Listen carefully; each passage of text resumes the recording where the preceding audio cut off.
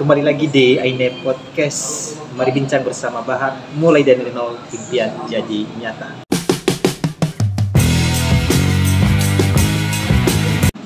Teman-teman, kali ini saya sudah bersama dengan Bapak Emmanuel Daily STSH, anggota DPRD Kabupaten Nias Barat yang baru saja dilantik.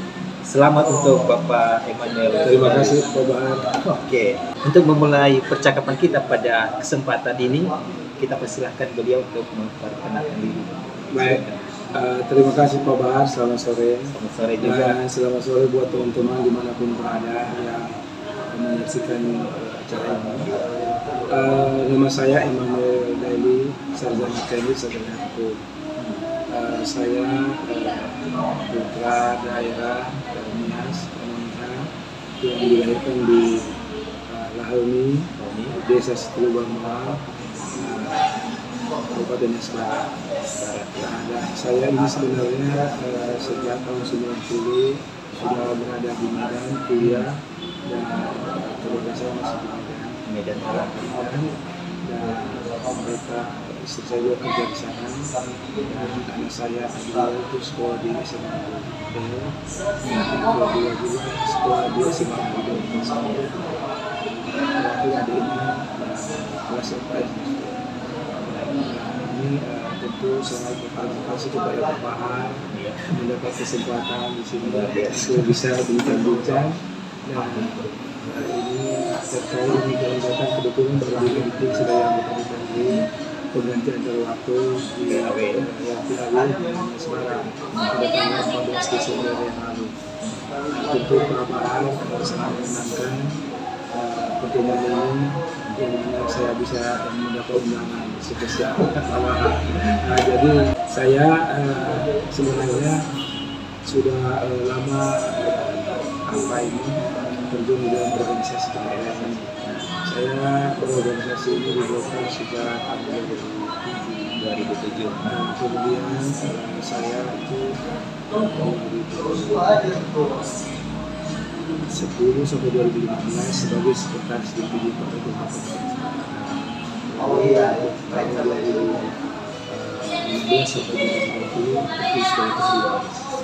Dan 2020 sampai 2025 terpilih lagi sebagai ketua di Musya tahun lalu. Jadi kita tidak asing lagi bagi kita untuk menjadi anggota DPD. Kita sudah pengalaman di tahun 2010 sampai 2014 kita anggota DPD. Pertama di Nias Barat, dari pemegangan itu kita terpilih sebagai satu. Nah, ini berikutnya pada pemilu 2014 yang kita tidak beruntung. Nah, ini 2019 juga begitu, tapi kebetulan ada PAW dan kita kebetulan suara terbanyak kedua, makanya kita yang berhak untuk mengisi. Jadi kami berharap bahwa dengan pelantikan ini kami bisa berkarya untuk kemajuan dan kesejahteraan di sana. Jadi khusus yang ini kami berpikir bahwa kita berjuang ini untuk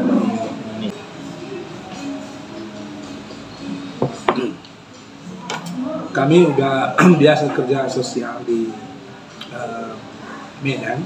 Kebetulan saya ini pernah ketua umum Persatuan Masyarakat Nias. Persatuan Masyarakat Nias PMN Medan dan sekitarnya.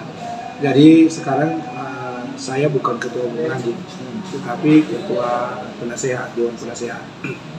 Jadi waktu kita punya kesempatan menjadi ketua umum, ya kita berkarya membantu masyarakat Medan melakukan kegiatan sosial. Termasuk di COVID tempoh hari itu, ya kita membantu masyarakat kita yang tidak mampu. Bahkan kita mengusulkan juga mendapatkan bantuan langsung tunai, BST, sentuh tunai dari Kementerian Sosial. Dan tentu ini juga kita punya ini, dan aktif juga kegiatan gereja di Medan. Saya sebagai sekretaris di gereja Kabupaten. Jadi kita ini kalau bermasyarakat sudah tidak asing lagi kita. Nah, jadi di Nias Barat saya sudah pengalaman dalam anggota DPRD, tentu apa yang sudah diprogramkan oleh pemerintah daerah kita mendukung bagaimanapun pemerintah lah yang menentukan itu bersama-sama DPRD menentukan kemajuan itu bagaimana dan kesejahteraan itu oleh rakyat. Nah, jadi kami pada prinsipnya mendukung apa saja program pemerintah asalkan tujuannya bertujuan untuk kemajuan dan kesejahteraan rakyat. Iya, kami sangat memahami tupoksi kami, yaitu bahwa itu ada anggaran, yaitu bersama-sama dengan pemerintah untuk pembahasan anggaran dan juga untuk membuat perda, legislasi. Kita juga bersama membuat peraturan daerah dan pengawasan ada 3 deposit. Tentu kami memahami itu bukan pekerjaan yang mudah. Nah, tentu kami sangat berharap bahwa dukungan dari masyarakat itu sangat penting. Ya, artinya marilah mendukung kami, terutama adik-adik juga yang aktif di media sosial. Ya, ini wartawan-wartawan. Nah, ini juga perlu dukungan. Kalau nggak ada dukungan ya ini lembaga DPRD itu mandul. Ya, tidak tahu apa yang harus diperbuat, tidak produktif. Ya, tidak produktif. Nah, tentu sebagai mantan aktivis, tentu saya tidak akan ragu-ragu juga untuk melakukan protes apabila ada kesalahan pemerintah supaya kembali ke yang benar, sehingga kita selamat. Jangan pula nanti gara-gara kita diam, ya lalu banyak orang yang terdorong masuk jurang, tertangkap korupsi, ya kan? Semoga tidak terjadi. Tidak terjadi begitu, apalagi kita langsung terlibat, ya kan?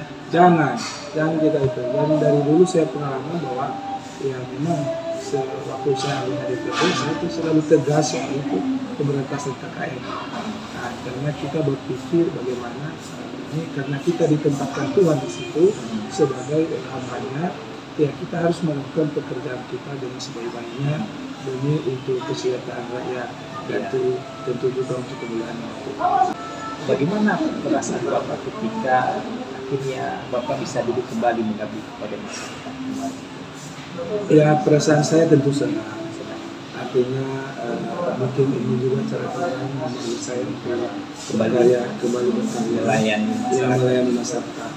Nah, tentu juga ini tadi saya bilang bahwa sangat berterima kasih kepada masyarakat yang telah memilih saya, karena dan memilih Partai Golkar yang kenapa? Karena masyarakatlah yang memilih saya, yang membuat saya suara terbanyak kedua.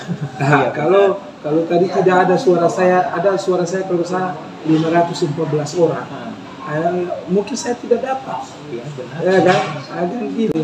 Sangat ini berterima kasih kepada masyarakat. Walaupun tidak sempat ketemu waktu pelantikan karena ini memang dadakan. Karena jadwalnya sangat padat di DPRD.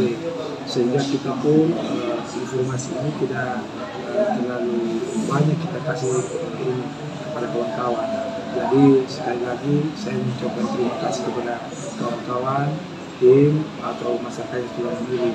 Ya, semoga kesempatan ini bisa kita gunakan bersama-sama ya untuk memajukan Nias Barat. Luar biasa banget sekali ya Pak. Jadi dari media yang beredar, mungkin saya pikir mungkin baru pertama kali Bapak bersuara di sini. Karena di media yang saya cari-cari artikel tentang nama Bapak tidak bersuara ketika pelantikan atau. Iya, memang tidak ada yang wawancarai. Saya tidak senang. Kalau sebenarnya kalau ada yang wawancara saya senang seperti ini. Makanya begitu Pak Bahar menginbox saya sangat senang karena saya sebagai mantan aktivis tentu sangat mau dekat dengan aktivis dan mau dekat dengan wartawan. Kalau karena nggak ada wartawan ya kita nggak ada apa-apa. Nggak ada apa-apa ide-ide kita ya nggak ada yang wawancarai saya. Mungkin belum waktunya saja. Belum mungkin tertutup, orang belum mengetahui atau belum diundang. Dan saya pun kaget kenapa ini pemberitaan. Ya, saya sampai cari-cari beberapa nggak sampai 10 sih media, tapi memang belum ada wawancara. Ini wawancara pertama, makanya saya sangat senang dan berterima kasih kepada Pak Bahar. Luar biasa menjadi orang yang pertama. Mantap mantap, terima kasih ya sudah Bapak sudah mau gabung ya dengan saya di Anya Podcast. Baik Pak, artinya tentu Bapak sudah mempunyai target pada masa pilek kemarin ada kampanye janji-janji karena melihat waktu sudah berlalu sedikit dan bukan berarti sudah terlambat. Apa yang mungkin Bapak pikirkan agar ke depan ini masa jabatan yang tersisa ini dipergunakan untuk memenuhi janji untuk melayani masyarakat? Ya tentu saya sesuai janji saya waktu pelantikan itu harus berjuang maksimal. Ya artinya aspirasi dari masyarakat yang kita wakili, karena terkait juga janji-janji kita waktu kampanye, ya kita harus berjuang. Ya memang kondisi sekarang memang pelanggaran agak susah karena situasi COVID. Ya tentu nanti karena saya punya jaringan-jaringan di provinsi maupun juga di pusat, saya usahakan bagaimana memperoleh pendanaan. Karena pembangunan itu terkait dengan pendanaan. Ya benar. Atau ada investor-investor yang ini bisa membuat ini usaha di Barat dan ya kita upayakan kepada Amin, semoga saja ada ya. Dan semua itu masih perjuangan ya. Semua itu kita serahkan kepada Tuhan. Bagaimana ia menuntun ya kita menjalankan janji atau visi misi kita sebagai anggota dewan. Baik Pak, ketika gimana ya Bapak telah menjadi dewan, bagaimana komunikasi dengan anggota-anggota yang sudah senior maksudnya sudah duluan, juga dengan pemerintah daerah? Ya rata-rata itu senior saya semua, anggota dewan sudah lama ya semua rata-rata kenal ya, karena kalau ada kawan saya waktu pertama anggota dewan masih ada, dan kami ini kan ya namanya termasuk kita bilang ya dulu pemekaran ini kan kita dikenal sebagai sekretaris perwakilan yang dulu waktu program pemekaran ini, dan kita juga sebagai ketua DPD Partai Golkar di Semarang.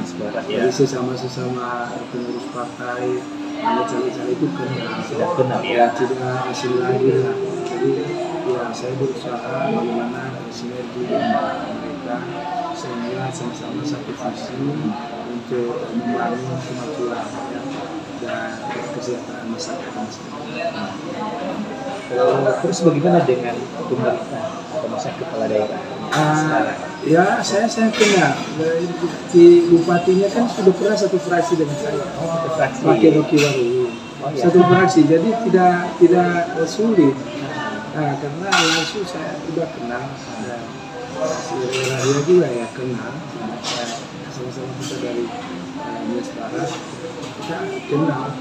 Nah, dari segi hubungan emosional kita kenal. Nah, tinggal itu tadi kita sesuaikan dengan visi mereka dari dua tentu kita dukung apa yang baik demi kemajuan dan kesejahteraan rakyat itu kebaikan. Karena di Golkar siapapun pemimpin kepala daerah itu harus wajib ya didukung. Didukung. Kenapa? Tujuan Golkar itu bukan hanya untuk mencapai jabatan, tetapi tujuan akhirnya adalah kesejahteraan. Nah ini kan kesejahteraan ini kan penentunya ini kan di pemerintah. Iya benar. Nah kalau kita tidak dukung bagaimana rakyat yang rugi? Makanya kalau Golkar itu selalu mendukung pemerintah, tidak pernah menjadi oposisi. Karena tujuannya itu partai Golkar itu kesejahteraan rakyat. Kalau dia itu mendapatkan jabatan bupati atau pejabat daerah atau anggota DPRD, itu hanya tujuan antara. Iya. Tujuan akhir yang sesungguhnya adalah kesejahteraan rakyat. Ya makanya kita ya berusaha maksimal mendukung. Tetapi pada saat yang sama juga kita juga bisa menjadi kontrol sosial kepada mereka. Apabila nggak sesuai aturan, ya kita ingatkan mereka. Bahkan kita memberikan solusi. Nah, artinya bagi Golkar itu kritik itu sangat perlu. tetapi pada saat yang sama harus memberikan solusi. Benar. Nah, itu. Ya kadang ada yang mengkritik tapi lupa memberi solusi. Iya, itu Jadi susah. kita seperti berada dalam sebuah dinamika yang tidak menentu. Iya. Antara Golkar Iya. dalam perdebatan yang Nah tidak itu kalau ada Golkar lagi. nggak ada budaya Nggak ada. itu. Itu. Oke, baik. Kedepannya ini Bapak punya harapan apa kepada pemerintah dalam pembangunan Islam?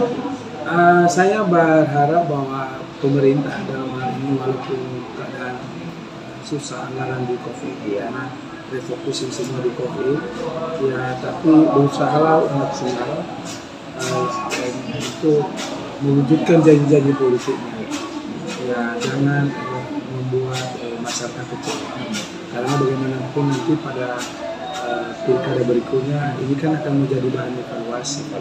Karena ini kan sudah sangat terbuka ini sekarang. Karena debat mereka aja dulu ini kan terbuka. Iya. Nah, Masyarakat Masyarakat- semua menonton. bukan tersimpan di media sosial. Digital ini sekarang tersimpan. Jejak digital ada. Ada. Tinggal diputar aja mana ini. Nah ini makanya ya, fokus untuk ini jangan membuat kegaduhan tenang karena jangan sampai kecewa masyarakat itu aja. Ya, kita dukung sepanjang itu ada sesuai aturan.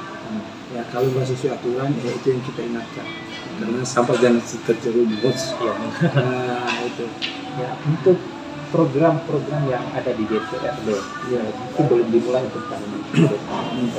Yang lebih prioritas yang menurut Bapak untuk dijalankan apa saja? Menurut saya ini program ini yang paling prioritas adalah yang program untuk rakyat. Apa rakyat itu adalah petani. Karena mayoritas kan petani. Iya, benar. Masalahnya sekitar. Bagaimana mereka bisa ini pertanian mereka ini apa berhasil mereka usaha mereka Produktif ya. iya karena tidak ada pabrik di Semarang ya hanya usaha tani bagaimana kita memperdayakan mereka pada bagian itu bidang pertanian itu ya itu makanya ini sangat penting makanya kebetulan anak saya kan Adrian kelas 3 SMA Unggul itu diutus ini juga mengikuti sekolah ke Amerika tahun depan. Dia udah menang beasiswa LPDP dan jurusan itu yang diprioritaskan itu agrikultur lah. Bidang Pertanian. Yang dia di Universitas California. biasa ya. Jadi dia udah menang. Sekarang lagi kontes di mengikuti bimbingan di Jakarta. Persiapan. Jadi kita sangat menunggu ini pertanian. Kenapa? Jangan hanya sampai petani ini hanya capeknya aja, nggak pernah menikmati. Iya, Mas, petani tradisional kita kan memang begitu dulu. Iya, Dari dulu sampai capek-capeknya sekarang aja tidak yang ada. perkembangan. Iya, capek-capeknya aja yang ada. Iya, hasilnya ya segitu-segitu aja. Ya, malah yang beruntung ya, yang ini yang ekspor ya. Ekspor ya. Ya coba toke karet yang beruntung yang kaya, bukan ini masyarakat yang punya karet, bukan. Nah ini menurut saya ya harus pemerintah mencari jalan keluar. Kita cari jalan keluar setidaknya ada bantuan-bantuan peralatan kita minta dari pusat, pemerintah pusat supaya dibawalah ke ini ke Semarang. Ya, bukan ke Semarang. Nah, saya bersama semua. Kebetulan saya punya channel anggota DPR RI yang mana tahu supaya bisa berbantu lah. Amin ya semoga. Iya. Tercapai semua yang diinginkan yang dicita-citakan. Baik Pak, selain pertanyaan ada lagi bidang lain ya? Ya tentu kan sebenarnya yang pernah ini karena sudah disepakati ini bersama Pak Jokowi itu pariwisata dan ini dan apa namanya itu perikanan. Pertanian ini hanya 3 ini aja sebenarnya yang kita ini karena memang ya, kepulauannya sinilah nggak ada pabrik, hanya itu aja yang tiga itu potensinya ada. Potensi ada. Pariwisata, perikanan, pertanian, itu aja. 3 itu aja. Jangan lari kemana-mana. Difokuskan aja itu udah luar biasa. Udah luar biasa. Bisa berhasil kok. Coba seperti di Bali, hanya pariwisata aja mereka. Luar biasa. Berhasil. Nah, cuma kita tidak fokus. Iya. Semua Segala macam sentuh ya ini semua yang ini segala bidang. Akhirnya tidak memberikan hasil yang maksimal. Nah, itu. Ya bolehlah yang lain-lain. Iya, sebagai pelengkap Ya saja. pendukung-pendukungnya seperti infrastruktur itu pendukung itu. Wajib, Ya ya. wajib juga itu kalau orang ini. Ya itu. Tetapi yang tujuan utama ini yang tiga ini. Tiga hal itu. Nah, nggak ada ini, nggak ada lagi yang lain. Iya. Nah, menurut saya sampai saat ini itu yang merupakan andalan kita, pertanian, wisata dan perikanan. Karena kita punya laut, kita punya wilayah Di barat itu samudera langsung. sama. Nah, itu aja. Baik, luar biasa ya Pak, ini potensi-potensinya. Oke, dan kita berharap Pak, pemerintah daerah dan teman-temannya di DPR dapat mendengar dan dapat membaca potensi-potensi yang ada dan dapat dikembangkan ya, dan dapat digali lagi agar lebih efektif untuk pembangunan masyarakat Kabupaten Nias Barat. Kemudian bergeser dari Nias Barat Pak, kalau Bapak melihat sendiri masyarakat Nias Barat, apa yang bisa Bapak sampaikan?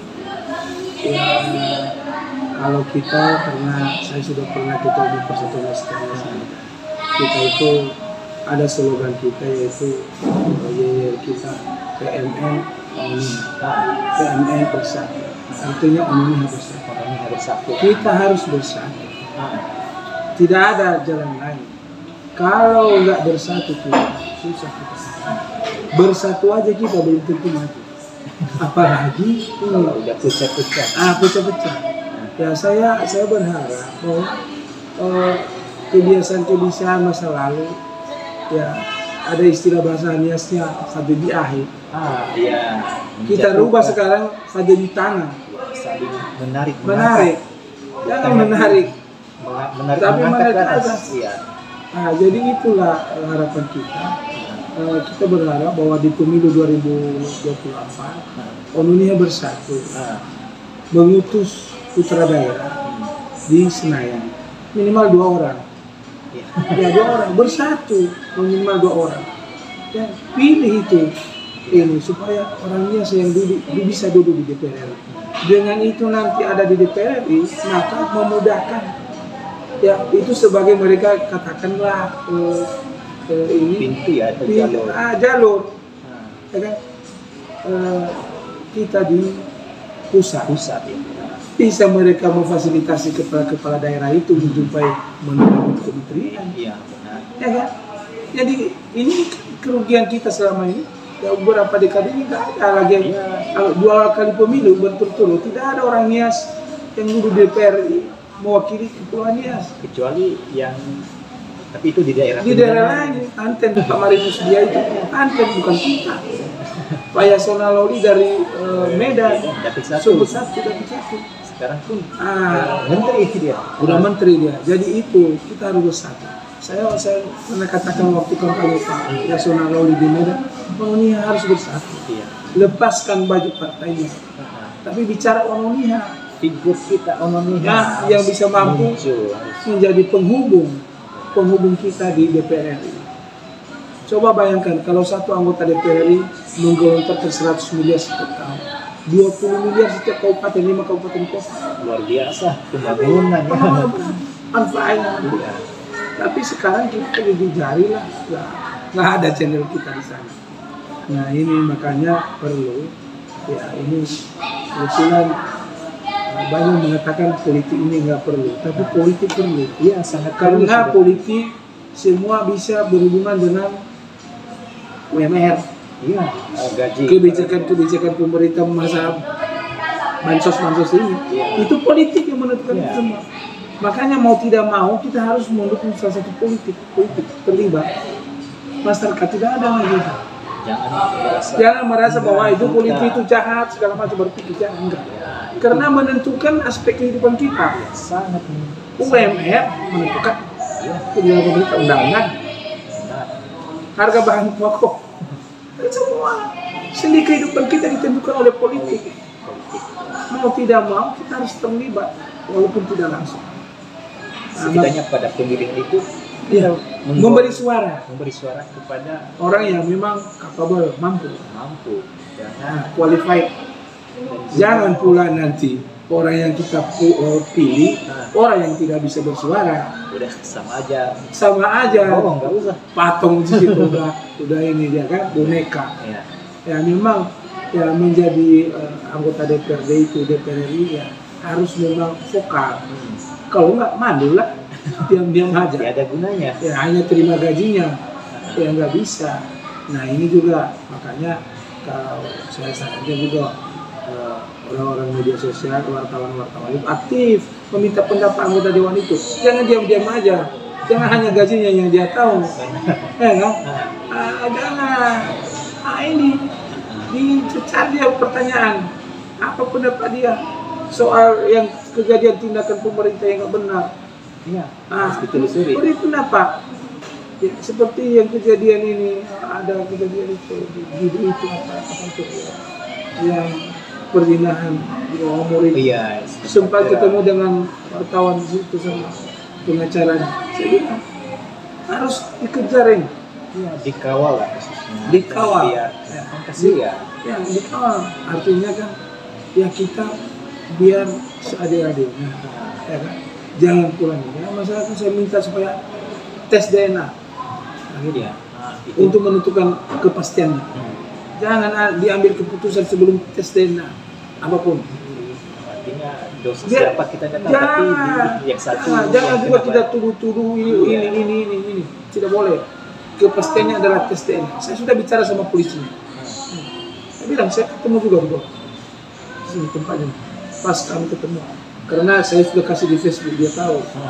Jadi abang itu iya benar. Nah, itu harus profesional.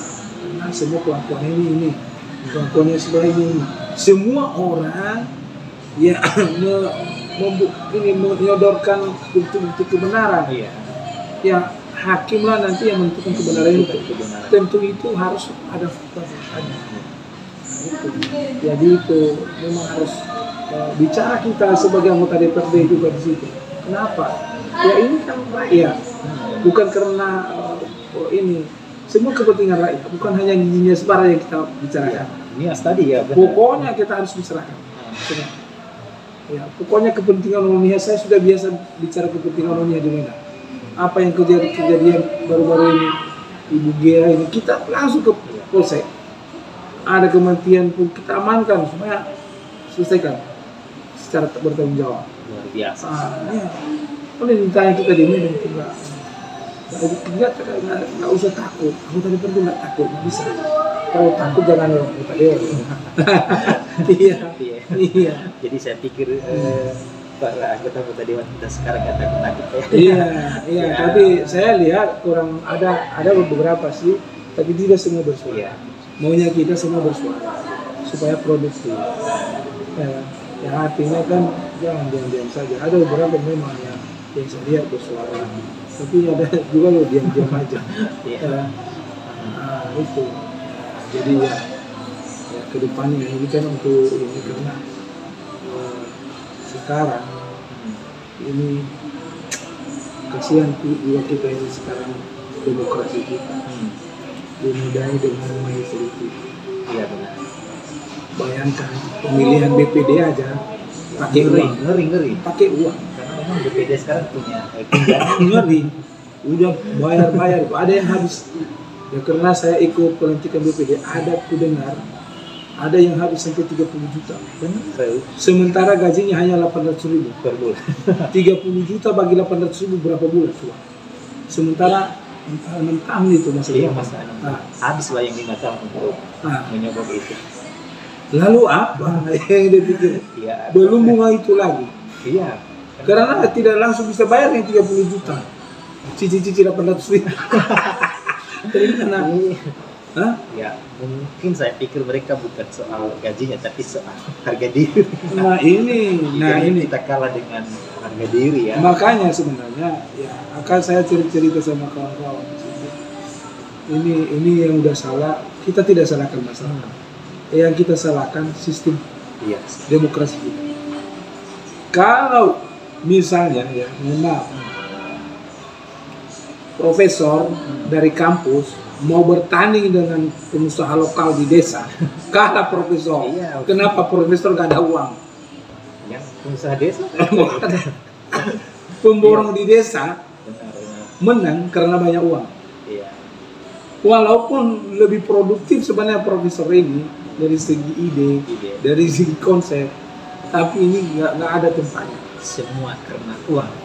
Ini harus uang, kita nggak ini. Iya. Ya memang nggak bisa kita salahkan masyarakat. Saya pun nggak bisa salahkan. Kenapa?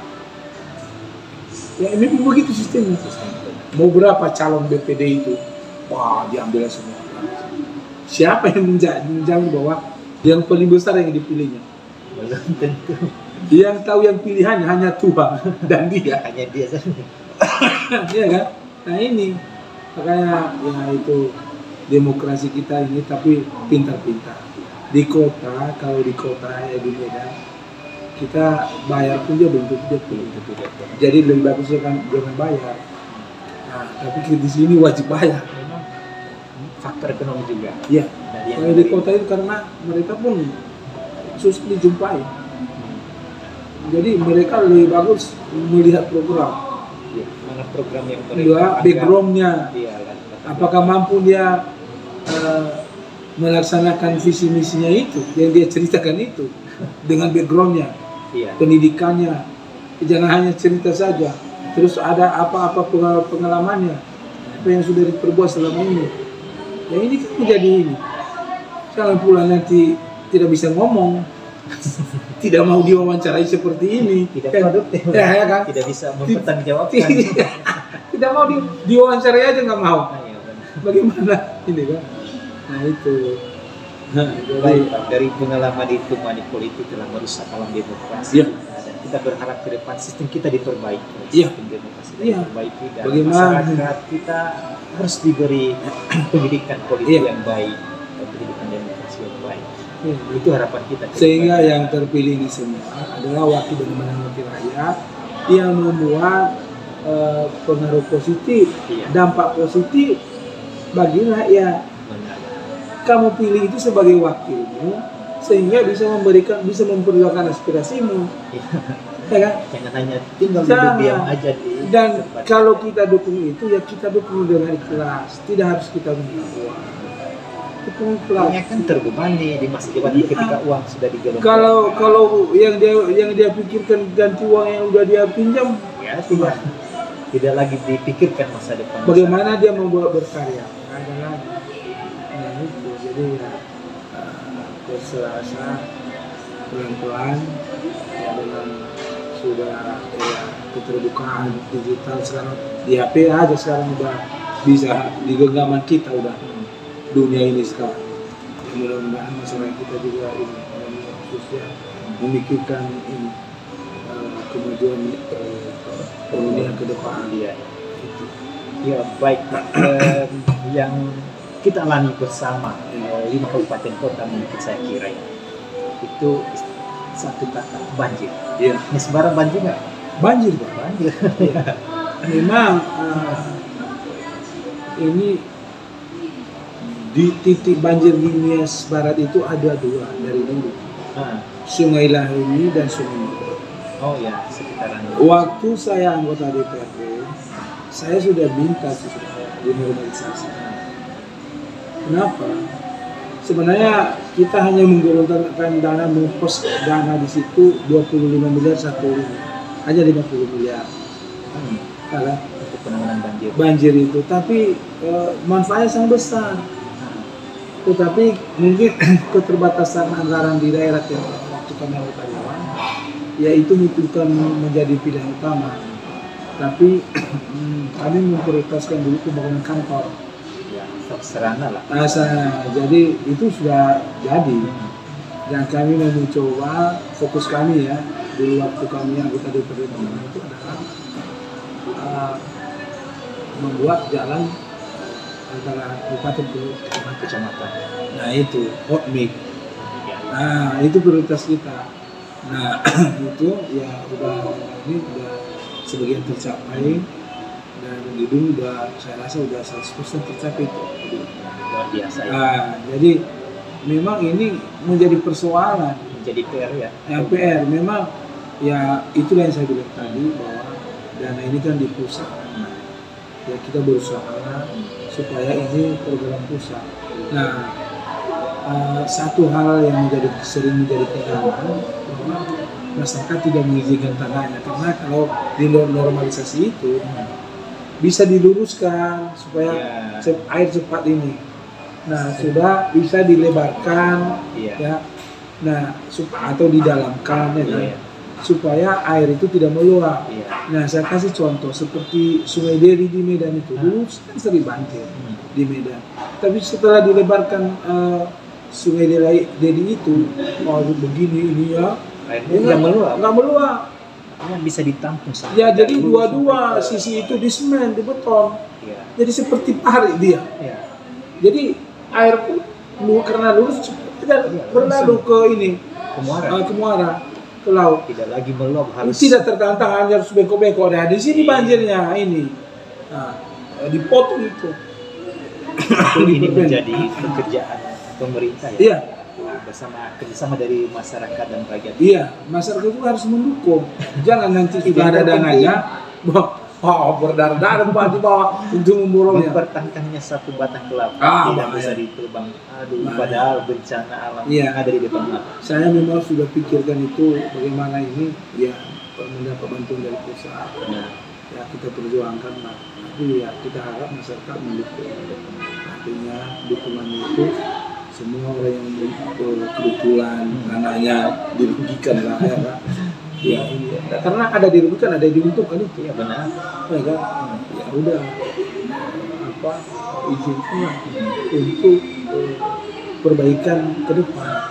Kalau itu masalah itu tidak pernah selesai kalau nggak dilakukan itu. Iya. Kalau sama sekali nggak ada mau bergerak, mau memberi hati, ya udah begitu-begitu aja. Iya. Yang secara kita juga. Ya karena gini, kalau sadar kita, umur kita ini kan sebenarnya produktif 90 tahun. Hanya gara-gara tidak kita izinkan itu mati, kita pun keturunan kita pun merasakan kesulitan. Tidak. Ya mari kita potong momentum kita. Iya, kita hentikan. Saatnya kita hentikan di saat kita kesengsaraan itu. Itu dia. Sehingga kita diingat ini. Waktu dia itu dulu diizinkan. Jasa-jasanya mereka, jasa-jasanya kita. Iya, itu.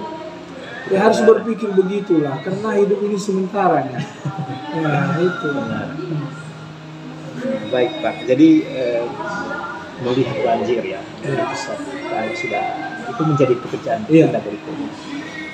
Slogan yang mungkin digaungkan sejak kampanye dan sampai sekarang, Suguna Bajanto. Iya. Tadi Bapak sudah mengatakan partai Bapak turut membantu mendukung pemerintah yang berkuasa siapapun. Suguna Bajanto ini apakah dalam visi misi Bapak, apakah Bapak juga menganggap ini sesuatu yang baik atau bagaimana? Iya, ini bagi saya sesuatu kalau Suguna Bajanto itu kepentingan yang banyak, kepentingan umum. Artinya itu perlu yang harus realisasinya ya. Bukan hanya sebatas slogan. Jangan sebatas slogan, jangan untuk kepentingan pribadi nanti berbeda. Itu kulitnya ya untuk umum, tapi isinya untuk kepentingan pribadi. Itu nggak bisa. Tidak terjadi ya. Semoga tidak terjadi. Dan saya orang yang pertama nanti memprotes itu. Saya nggak setuju. Ya harusnya benar-benar semua program kita itu Suguna Bajanto. Kita mendukung itu karena kita juga berjuang untuk Suguna Bajanto. Iya. Karena saya pikir itu filosofi yang menurut saya sangat unik ya, sangat luar biasa ketika bisa diimplementasi, diaktualisasi dan direalisasi dengan baik dengan masyarakat Suguna Bajanto. Iya. Betul. Sangat bagus. Tapi itu tadi pelaksanaan. Jangan pula hanya janji-janji. Itu yang kita ragukan. Itu yang kita ragukan. Semoga itu terrealisasi. Ya termasuk kalau kita berpikir Suguna Bajanto, seleksi penempatan jabatan-jabatan. Ya, saya berpikir bahwa Suguna Bajanto siapapun orangnya Yang penting ya memang mampu Mampu di bekerja, bidangnya. iya bidangnya, sehingga hasil kerjanya seguna betul, Iya. bermanfaat. Jangan nanti hanya gara-gara kepentingan kita tempatkan orang yang tidak pas, ya bukan seguna betul, seguna untuk dia, ya kan? Seguna untuk pribadi, karena family misalnya, ya itu untuk pribadi dan golongan dia. Iya. Ah, bukan untuk kepentinganmu. Kalau berbicara kepentinganmu, maka seleksi itu harus jelas. Ada standar yang Kita menempatkan orang ya sesuai dengan potensi yang ada dia. The right man of practice. Artinya ya benar-benar tahu dia programnya. Banyak itu. Dia di tempat di situ menjalankan program bingung dia, pusing dia. nggak tahu apa-apa. Pening dia, ya nggak tahu apa-apa. Akhirnya ya macet. Tidak jalan. Tidak jalan program yang untuk sebenarnya ya baik. sebenarnya iya baik. Tidak jalan. Ya, kita berharap itu ya benar-benar dilaksanakan. Ya karena ya kita di janji kampanye itu ya tidak minta uang, tidak ini. Ya udah silakan. Kita dukung bersih, pemerintahan yang bersih silakan. Tapi ketika tidak bersih, orang protes. Iya. Nah, jadi ya mudah-mudahan saya yakin bahwa ini benar-benar dilaksanakan oleh pemerintah. Baik Pak, tentu kita berjalan berangkat ke depan pada sebuah kata 2024. Ya. Bapak sudah memikirkan sampai ke sana? Saya sih ini namanya manusia. Ya. Itu kita punya perencanaan. Ya saya pikir kalau saya 2024 mungkin ya saya coba kalau diizinkan partai mencalonkan DPR RI. DPR luar biasa. Pusat langsung ya? Ya pusat. Kenapa? Saya ini mau bertanding dengan orang luar. Saya tidak mau bertanding dengan orang Minang lagi. Iya. Dan berjuang untuk kesejahteraan masyarakat tentunya. Nah, jadi kenapa kalau biasanya di Golkar itu hanya satu orang Minang yang dikasih dari 10 calon DPR RI itu. Hanya satu orang biasa yang dikasih. Jadi lawan kita semua orang seberang. Seberang ya? Jadi ya udah kita uji nyali kita melawan itu. Nah ini ya tergantung masyarakat kita apa mau, itu yang saya bilang tadi, mau bersatu aja kita belum tentu. Nah, makanya kita tidak usah pecah-pecah. Jangan pecah-pecah. Ya, saya pikir saya tidak mencalonkan lagi untuk DPRD Kabupaten. Saya karena bagi saya menurut saya tidak produktif karena umur saya sudah 50. Iya. Tahun besok 50. Ya, 2022. 22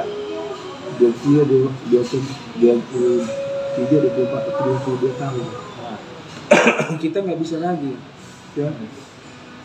Nah, sementara kalau kita DPRD kalau ini kan terbatas kewenangan kita. Nah, kalau DPR RI ini kan langsung check balance dengan pemerintah langsung pemerintah pusat. Bisa lebih produktif, kita punya kapasitas untuk membantu itu pikiran kita. Dan saya rasa umur kita sudah pas dengan umur yang 53 tadi ya. Ya kalau Tuhan mengizinkan kita. Adanya kematangan kita. Kematangan berpikir, pengalaman juga. mengelola emosional juga, ya kan, pengalaman kita. Ya mudah-mudahan masyarakat kita mendukung. Amin ya. Jadi masyarakat kita mau mendukung kita. Amin. Saya tidak mau kampanye tapi ini doa dari Bapak. Doa kita bersama. Itu rencana kita. Tapi tentu Tuhan semua yang menentukan. Manusia merancang, Tuhan yang menentukan. Nah itu jadi 2024 memang saya bilang udah, karena kita ini sudah tahu apa orangnya memang kritis dan mereka bilang sama saya cocok jadi calon kepala daerah. Ya saya bilang bisa juga sih. Bisa saja, tapi saya lebih prioritas calon DPR RI. Kenapa? Supaya bisa saya membantu. Saya sudah senang sekali kalau bisa saya membantu. Luar biasa, niatnya mulia Pak. Iya, saya ini apa yang bisa saya lakukan saya lakukan. Ya kalau ini saya ini tidak malu untuk minta tolong kepada pengusaha untuk ini, bukan untuk kepentingan pribadi. Ya mudah-mudahan bisa dipakai Tuhan saya. Amin. Kita berdoa bersama menjadi sumber berkat bagi masyarakat umum, kita terutama umum. Nah, itu aja harapan kita, dan kita sebagai beragama tentu semua indah pada waktunya. Ya. Baik Pak, tentu kita akan mengakhiri perbincangan kita pada saat ini. Jika seandainya Bapak ingin menentukan 1-2 hal lagi sebagai closing statement, dipersilahkan. Baik, terima kasih Pak Bahar. Pertama dulu bahwa saya berterima kasih kepada Pak Bahar Sama-sama atas kesempatan ini. Dan wawancara pertama setelah saya dilantik ya. sebagai anggota DPRD. Nah, buat masyarakatnya Barat dan maupun Indonesia dimanapun berada, bahwa saya mengucapkan terima kasih khususnya telah memilih saya dan ini atau mendukung saya sehingga bisa saya dilantik pada 14 Desember yang lalu. Dan tentu saya berharap bahwa dukungan itu jangan berhenti. Ya, dukungan terus, komunikasi kita sangat saya harapkan sehingga kami bisa berkarya dengan baik, memberi warna untuk kemajuan dan kesejahteraan masyarakat. Kita berharap bahwa kita tetap sehat dan panjang umur ke depan sehingga sama-sama berjuang untuk kemajuan kita di masyarakat mendatang. Amin. Ya. Baik, itu saja ya Pak. Itu aja Bu. Baik, terima kasih kepada Bapak Emmanuel Daily, ST.SH. Ya. Terima kasih atas waktunya Pak. Semoga kedepannya semua program, karya, dan visi misi yang dicanangkan dapat berjalan dengan baik demi kemajuan masyarakat Kabupaten Nias Barat dan terlebih juga untuk masyarakat Ononiha keseluruhan. Kita berharap apa yang dicita-citakan kedepannya lagi, terlebih di tahun 2024 dapat terwujud. Dan kita berharap juga seperti garis bawahi bersama adalah persatuan Ononiha menuju Senayan. 1-2 orang itu yang terpenting. Jangan terpecah dan jangan tergiur karena ini uang imbalan ataupun karena caleg-caleg lain. Namun kita berpikir untuk Ononiha. Untuk itu teman-teman, tetaplah di channel ini. Jangan lupa subscribe, like, comment, dan share untuk mendukung YouTuber Indonesia. Terima kasih. Terima kasih Pak. Terima kasih. Oke, ya.